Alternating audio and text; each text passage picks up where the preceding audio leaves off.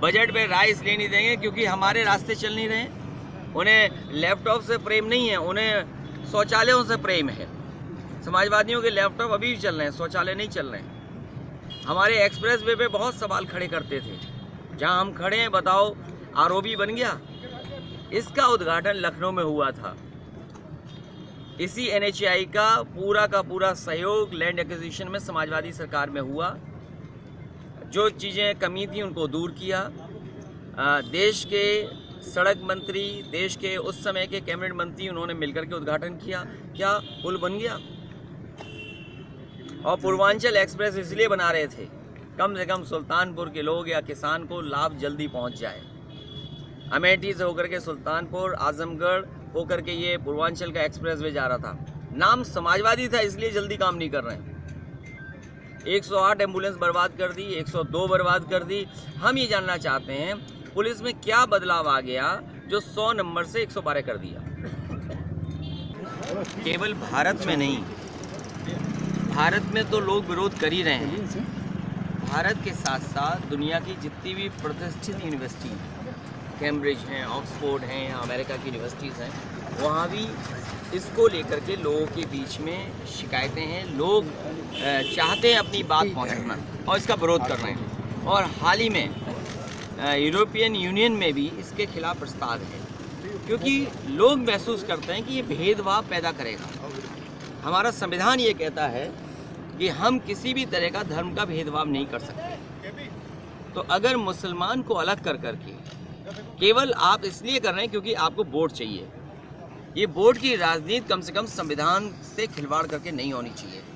और इसी को लेकर के शांतिपूर्ण ढंग से लोग जगह जगह बैठे हैं। सवाल ये है, क्या किसान की आय दोगुनी हो गई? हम ये जानना चाहते हैं, क्या नौजवानों को नौकरी और रोजगार मिलने लगे? क्या GST और नोटबंदी के बाद व्यापार बढ़ गया? और जो हमारी अर्थव्यवस्था थी वो भी नीचे जा रही है, ढह गई है। अर्थव्यवस्था में सुधार नहीं है।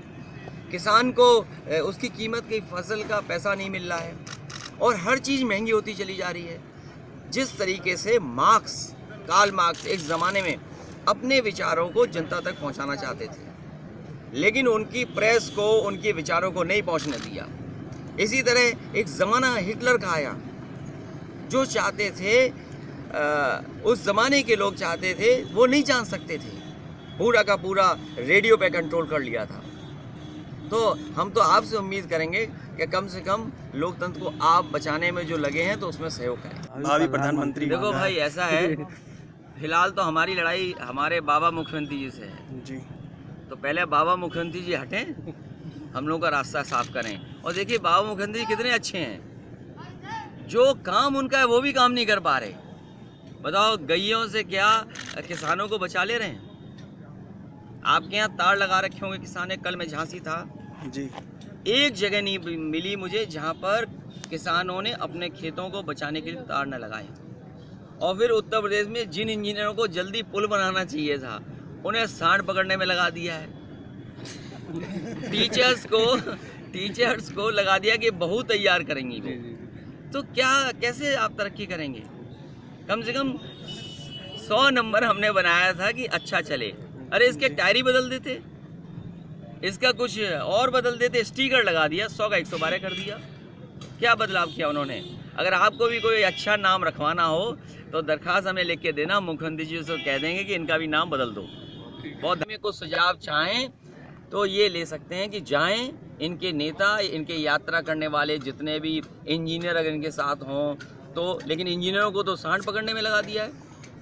अगर इनके पास इंजीनियर्स हैं तो जाएं और गोमती को देख करके आएँ कि किस तरीके से साफ करना चाहते थे। वही तरीका है जो गंगा साफ हो जाएगी। हम उनका सहयोग करना चाहते हैं, वो अपने इंजीनियर्स की टीम गोमती को भेजें, देखें कैसे काम हुआ है और वही इम्प्लीमेंट गंगा के किनारे हर शहर में कर दें।